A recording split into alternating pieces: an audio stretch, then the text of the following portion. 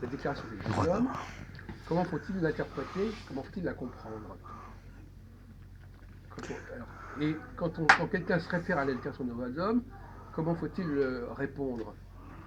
Par exemple, si on vous dit, c'est écrit dans la déclaration des droits de l'homme qu'on fait ceci ou cela, comment vous répondez? Jacques, je te réponds pas parce que je t'ai déjà répondu la dernière fois là-dessus. Ah bon? Bah oui, on était Ah avec... non, mais là, c'est tout à fait nouveau comme sujet. Ah bah d'accord. Oui. La déclaration des droits de l'homme, bah, c'est une constitution politique, déjà d'une, Oui. qui a été faite sous... Quelle est la fonction d'une déclaration? Voilà, quelle est la fonction d'une déclaration? bah, la fonction d'une déclaration, ils vont avoir du mal à répondre. Moi, je peux te répondre. Je suis l'auteur parce que j'ai bossé le Sénat. Bon, en fait, le fonctionnement de la déclaration, Jacques, pour toi, et pour moi, c'est-à-dire c'est un texte comme une constitution qu'on écrit, et qu'ensuite qui est mis en application et qui est voté. Voilà. Normalement, ça devrait fonctionner comme ça. Mais à l'époque, peut-être au temps des rois, il n'y avait pas un vote administratif. C'était un vote peut-être par des bras levés. En disant oui, on est d'accord, monsieur le roi, ou des choses comme ça. Ça dû se passer comme ça, non? Parce que pour toi, la déclaration des droits de l'homme, ça date de la royauté. Non, après la royauté, de toute façon, c'est pas. Non, bon, c'est Pas tout à fait non pas plus. tout à fait non plus. Non. Parce que Enfin, c'est entre la royauté et puis c'était la fin de la royauté. La fin de la royauté, voilà. Les dernières années de Louis Exactement, XVI. c'est ça. Bon, bah, c'était pas tellement la question. Alors la question, c'est Ouais. quelle est la valeur et la signification d'une déclaration comme celle des droits de l'homme?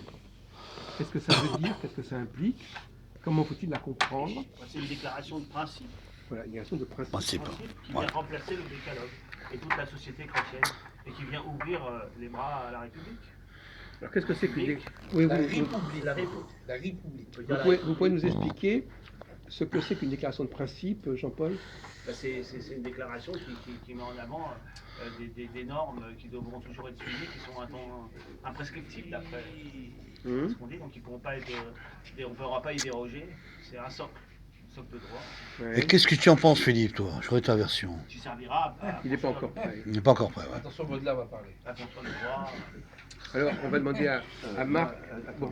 Il y a quand même un truc, autrement je te dirai à l'occasion ce que je devais te dire sur certaines ambiguïtés. On y viendra.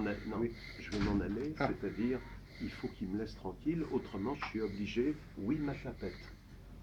Donc je m'en vais s'il faut, il n'y a pas de problème. Moi ma vie est très riche, très intense, mais je dois quand même te dire à l'occasion un truc sur lui et en tant que goy antisémite. C'est tout, bon, je transmets. C'est clair, Philippe. Mais c'est pas le sujet. Oui, mais il ne continuera pas à me dénigrer comme ça. Oui, ben moi j'ai un problème avec Saïd, Oui, toi tu as un problème avec UEC. Oui, voilà, donc je peux tout à fait, il n'y a aucun problème. Je m'en vais et à l'occasion. D'accord. Voilà, ok. Et je t'expliquerai quand même l'ambiguïté. Autrement, je te dirai également ce que tout le monde, y compris Blondin, disent quand il n'est pas là sur lui. Ah oui. Et après, on prétend que je suis le seul à parler, Ah non. comme Aude, tandis que depuis des années, j'entends des machins.